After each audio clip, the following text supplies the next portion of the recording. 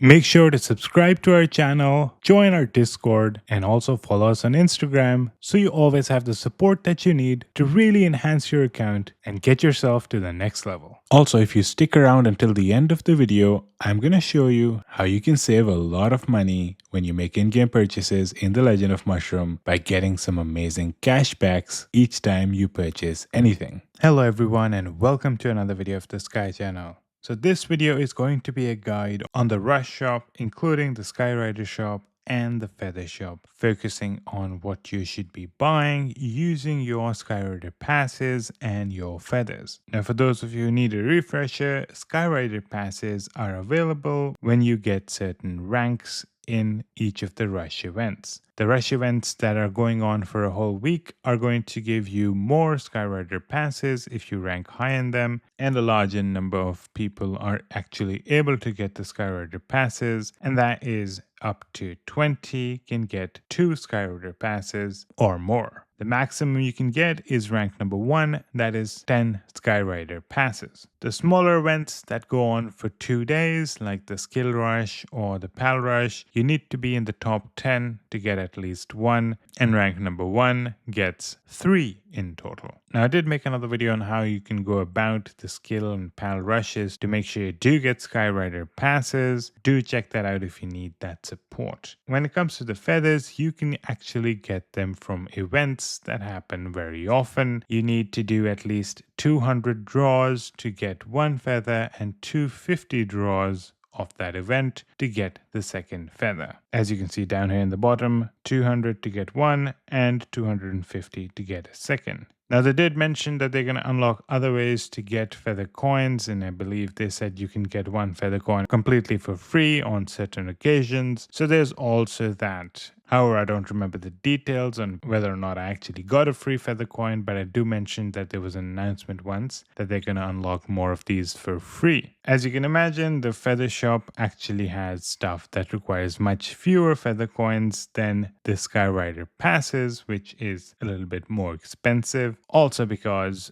the feather coins are harder to get, the Skyrider passes a bit easier depending on how active your server is. Okay, so for the Skyrider passes, first thing first, you do want to get a single copy of each of the mounts that are available in the Rush shop. There's definitely no doubt about that. You want to do that for all of the mounts that are available, and at that point you can think of the possibility of saving at least 30, 40 or 50 coins just in case they release another mount, which they do every now and then. You want to make sure you have enough feather coins saved for that so you can get the instant boost in whatever global stats it's going to give you, because the first unlock gives you a pretty significant jump. You can see in this one, Ghost Behind, I got 10% global attack for unlocking this back accessory. Now the next copy is going to give me only 2%. So unlocking the mounts, or well, back accessories or mounts, actually gives you a pretty nice deal when you unlock it first. After that, you get a small jump in stats compared to the first one. So the first one is always the most important. You want to get a single copy of each of these. I know I've been saying mounts the whole time, but one of them is clearly a back accessory. You want to get one of each of these to unlock the global stats that they provide. And if you have extras, you can start thinking of getting some of the existing ones to jump up a level so that you can get a small boost in stats. That's of course if you have a constant stream of Skyrider passes coming in, and therefore you have an extra amount that you're never using and never will need to use because you keep getting more and more. If you have a bunch of Skyrider passes and you aren't getting any new ones anymore, you might as well start thinking on whether you should be saving them for new mounts that might be coming in sometime down the road. Feather Shop, the guidance doesn't change a lot. You definitely want to get a single copy of every back accessory and mount that they have in the Feather Shop, because those do give a reasonable boost in certain stats. The Silver Crescent is actually pretty good because it does give you death immunity for 2 seconds when you take lethal damage, and also recovers you by 10% of your maximum HP. So it's a pretty nice mount. I definitely get this one with priority. But after you have unlocked each of these, I wouldn't invest too much on these costumes. They do give a small boost in stats, but not enough to justify the 4 feather coin price, given that the mounts and back accessories cost 6. Now, if you scroll down, you'll notice something interesting. You do have the option of getting a mount star one or a back accessory star. And what that does is that you can actually use this in place of another mount of immortal or below rarity. In other words, it doesn't have to be one of the ones that you're not using. You can actually use this in place of a mount that you actually are heavily invested in. So you don't need to get a copy of that mount to upgrade it. You can just use feather passes. You can do the same with the back accessories. And it says here that you can use this to upgrade back accessories in place of one back accessory item. So again, it can be the one that you are most invested in. This actually is huge, because now you are not limited to the offers that are available here. You can use these on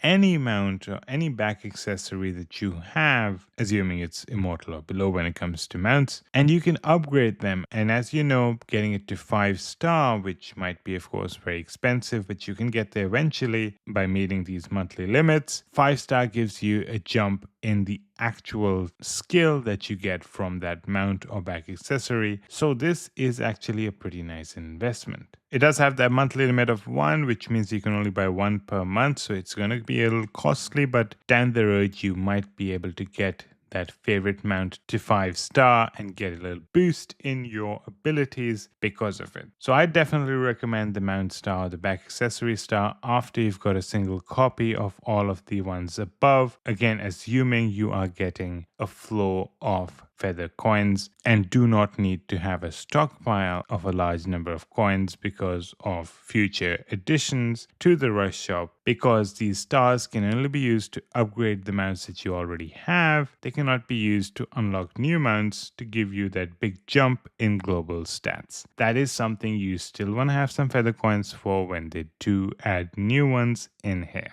And that's all I have for this video. Before you go, I want you to know you can save a lot of money in Legend of Mushroom using Aptoide and my promo code, which happens to be SkyMush1 right now until early October 2025. If you're watching this video after October 2025, do check out our Discord or the YouTube community section to see what is the most up-to-date promo code. There have been certain changes, like there's a maximum limit of 5 users of our promo code every 30 days. Make sure you're using them for the highest value purchases, like $300 diamond packs, so that you can then use the diamonds for other purchases. There also has been note that sometimes you might need to add the promo code on checkout, as well as having it in the Aptoide wallet. So if you do see an option to add a promo code on checkout, add the SkyMush1 promo code so you guarantee yourself that bonus. Thank you so much for watching, and I hope to see you in the next one.